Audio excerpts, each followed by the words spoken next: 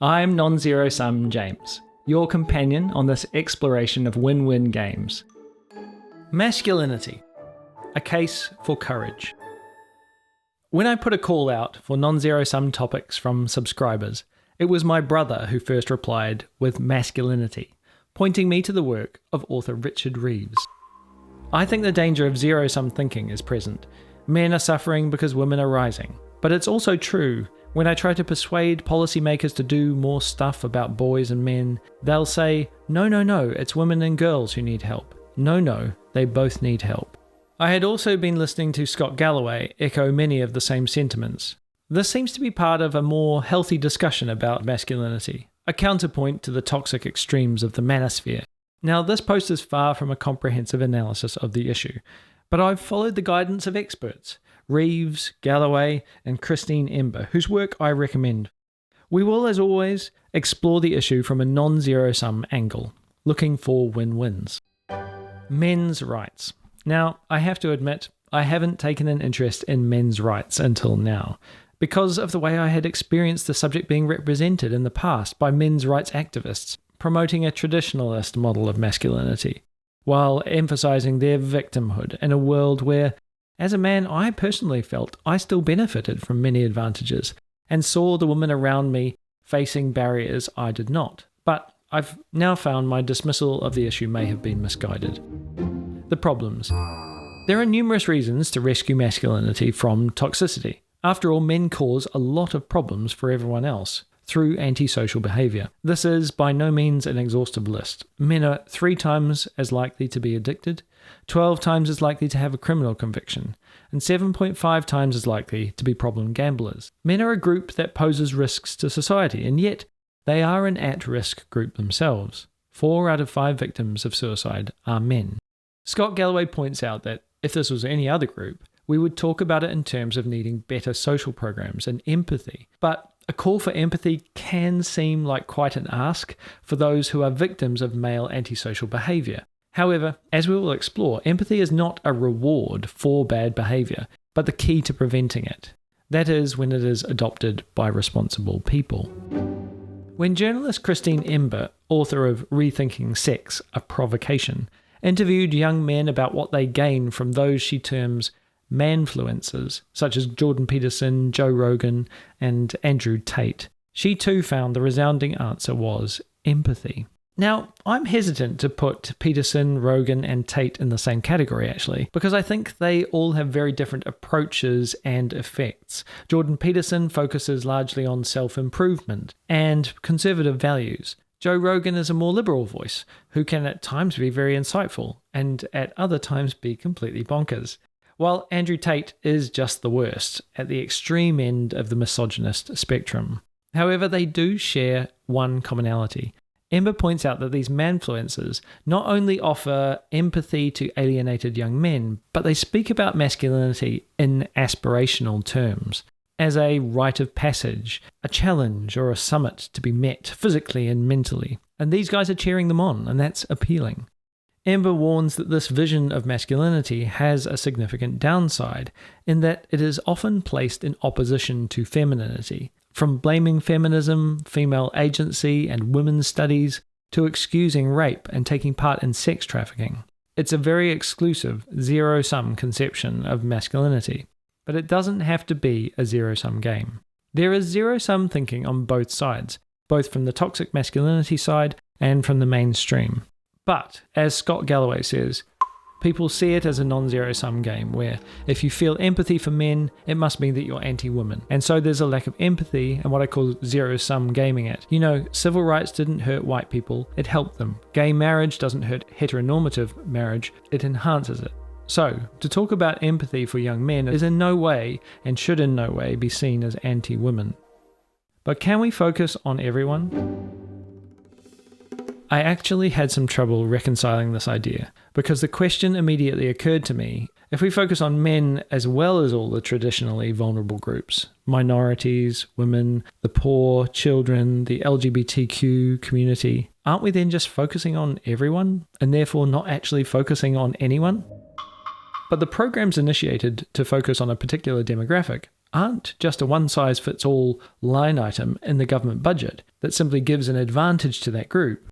Policies that focus on particular demographics do so by helping that demographic deal with their own particular struggles. If one demographic is struggling with poverty, then that becomes the focus of their program. If another is struggling with safety or imprisonment or rights or representation, then that becomes a focus of their program. As Richard Reeves says, let's do ourselves the favour of assuming we can think two thoughts at once. Men's issues can be approached in the same way.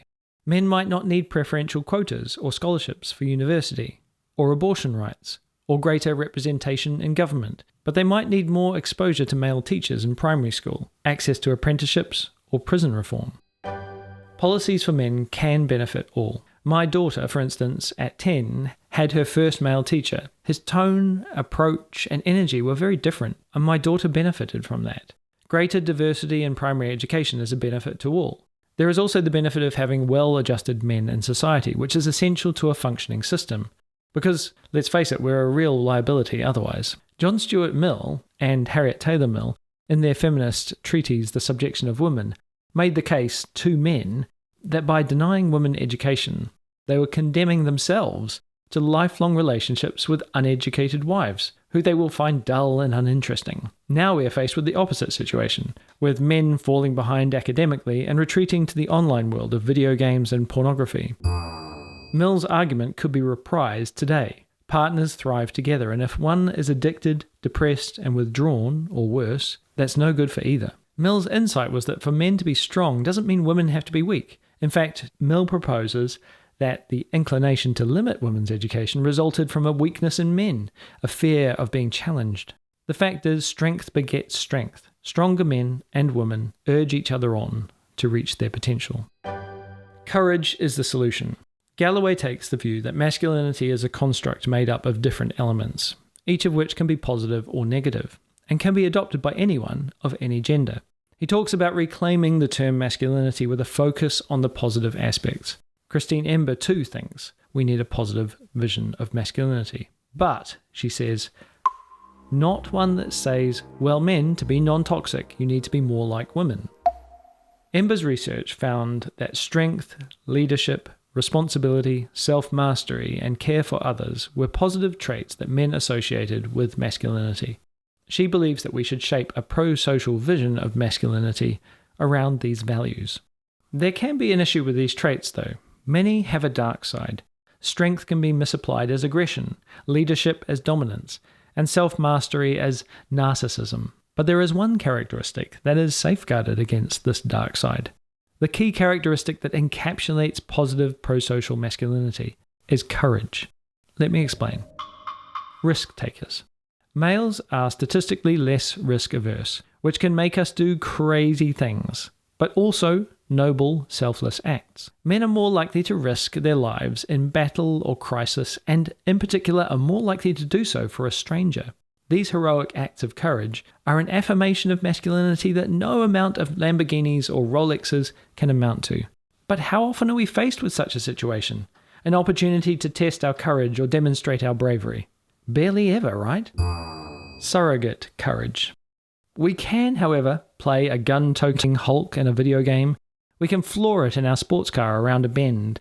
Or we can posture and pose in front of women, or worse, intimidate them with aggressive behaviour. These actions give us some taste of risk-taking, but these risks are empty. They're not courage, because courage is risk-taking for what is right. Courage today. A courageous act today might be speaking up in a meeting in support of a colleague when it would have been easier not to, or to tell someone how you feel about them, how they hurt you, or how they made your day. Courage might be saying, I'm sorry, or perhaps letting go of your self-consciousness long enough to really hear someone else. It could be calling out racism, sexism, or homophobia, or it might be stepping in to mediate when an argument gets heated. These acts are difficult, embarrassing, or potentially dangerous, but they are courageous. And doing these hard things with consistency will make you feel more like a master of your own will, more of a leader, and more masculine, regardless of your gender. I want my daughter to have this sort of courage, and for any men in her life to have it too, including me. So, there is a problem with men at present that is causing problems for everyone. It requires the empathy and the attention of responsible people. But at the same time, this focus on men need not be at the expense of other groups. In fact, particular measures that will help men can benefit all. It is ultimately the responsibility of men to solve this issue, to be better, to change, not by turning away from masculinity, but by embracing a more pro-social masculinity, which can be found in courage. New voices like Reeves, Galloway, and Ember are proposing a non-zero-sum perspective that draws attention to and encourages the positive aspects of masculinity. In doing this, they are exhibiting the very courage that we need to speak up in a difficult conversation and push it in a positive direction. Opportunities to exhibit courage may be different today, but I think courage is a positive attribute that all men can agree is important to their sense of masculinity. It is also somewhat protected from the extremes because it is, by definition, something we exercise in the interests of others and is therefore pro-social. Courage is non-zero sum. I want to thank my brother Nick for this idea to explore masculinity and for his collaboration with this post. It has been heartening to explore the new voices in this space and makes me hopeful for the future. Love you, bro, and thanks everyone for listening.